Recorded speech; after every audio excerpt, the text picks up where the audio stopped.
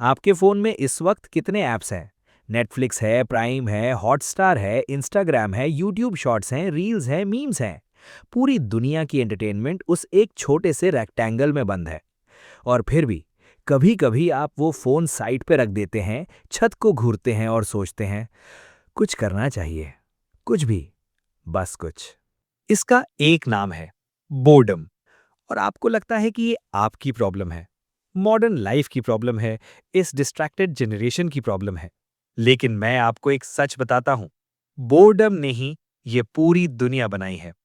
Art, music, language, religion, philosophy, science, वो सारी चीजें जो इंसान को बाकी सबसे अलग करती हैं, वो सब एक खाली दोपहर की देन है।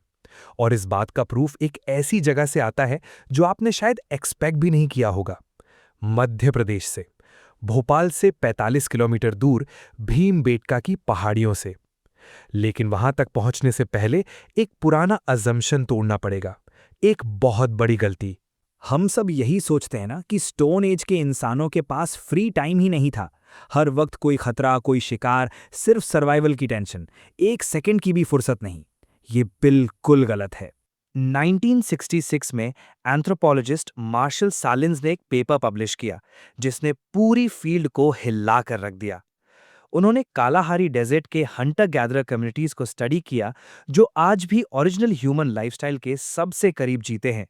और जो उन्हें मिला वो हैरान करने वाला था।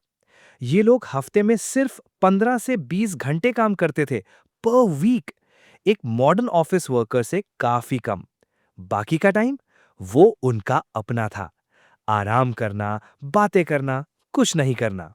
सहलिन्स ने इन्हें ओरिजिनल एफ्लुएंट सोसाइटी कहा। अमीर इसलिए नहीं कि इनके पास चीजें ज्यादा थी, अमीर इसलिए क्योंकि इनके पास वक्त था, ढेर सारा वक्त।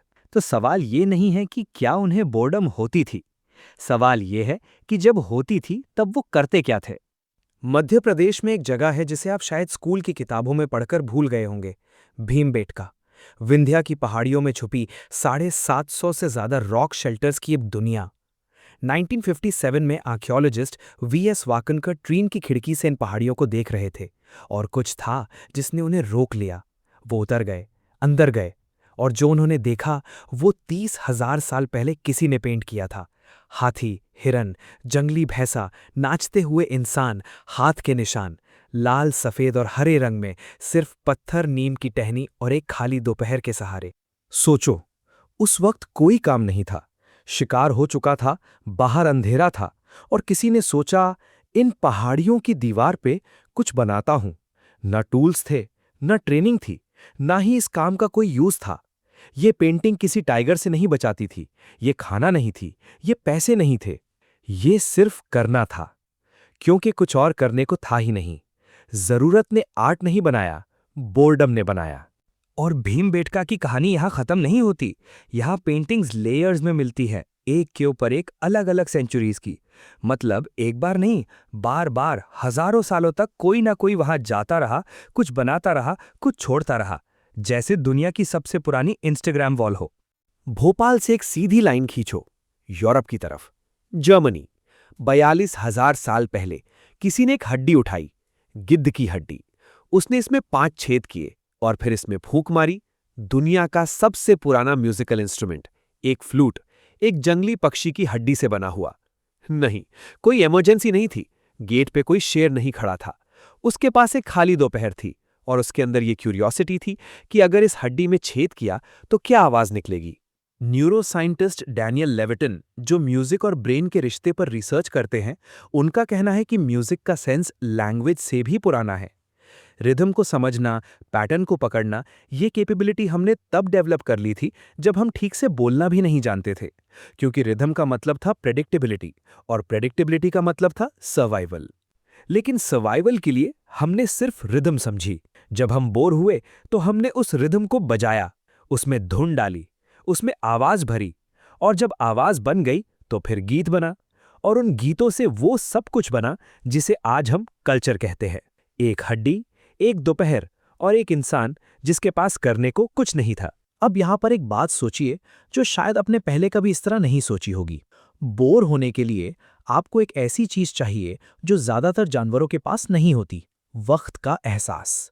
बोर्डम का मतलब ही ये है कि आपको पता है ये वक्त कुछ ज्यादा लंबा लग रहा है, कि अभी कुछ और भी हो सकता था, कि एक फ्यूचर एग्जिस्ट करता है और वो फ्यूचर बेटर हो सकता है।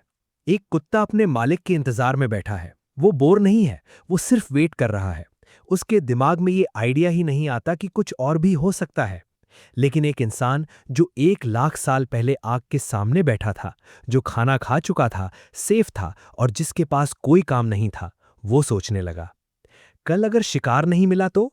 बाहर जो आवाज आई वो किसकी थी? उन पहाड़ों के पीछे क्या है? हम मरते क्यों हैं? मरने के बाद हम कहाँ जाते हैं? ये सवाल, इन सवालों पर गौर करो। रिलीजन का हर सवाल, फिलॉसफी का हर सवाल, साइंस का बड़े से बड़ा सवाल, ये सब कहाँ से आए हैं? कोई आग के सामने बैठा था, करने को कुछ नहीं था और उसने सोचना शुरू कर दिया। हमारे योगिक ट्रेडिशन में एक वर्ड है चित्तवृत्ति, जिसका मतलब है मन की लहरें या मन का भटकना। पतंजलि ने योगा सूत्रज में कहा, योगः चित्तवृत्ति निरोधा।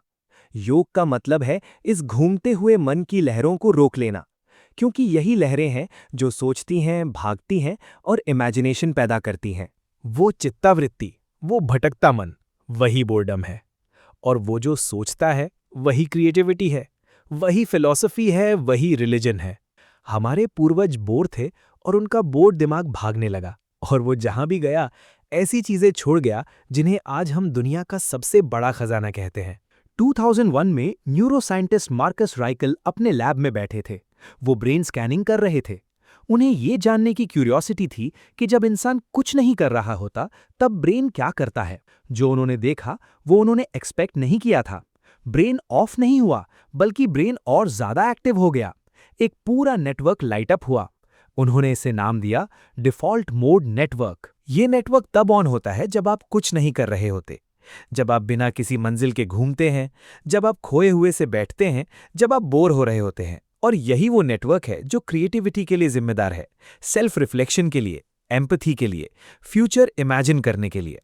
स्टैनफोर्ड के कॉग्निटिव साइंटिस्ट विनोद मेनन का कहना है कि हम अपनी जागती हुई जिंदगी का ऑलमोस्ट 50% हिस्सा इसी स्टेट में बिताते हैं, या फिर बिताते थे।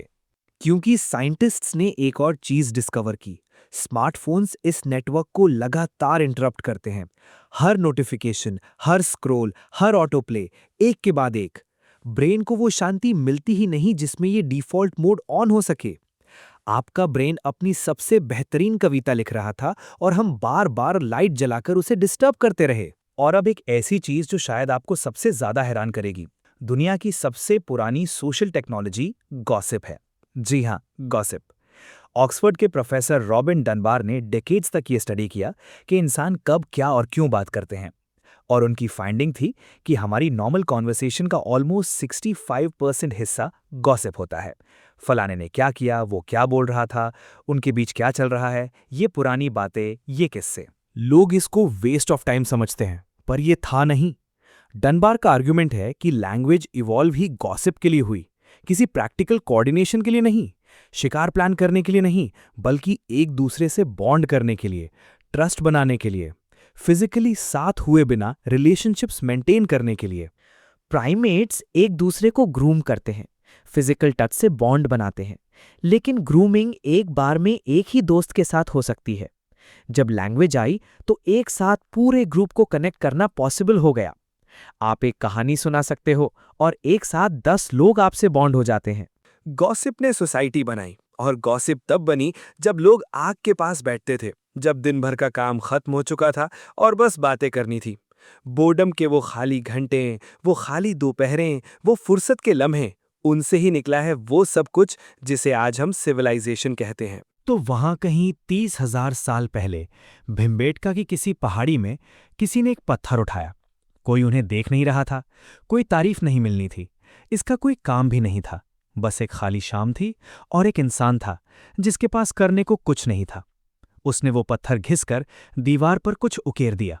कहीं और एक हड्डी से आवाज निकाली गई, कहीं और आग के पास किसी ने किसी को एक कहानी सुनाई, कहीं और एक खाली दिमाग घूमने लगा और पूछ बैठा, मैं कौन हूं और मुझे यहां क्यों भेजा गया है।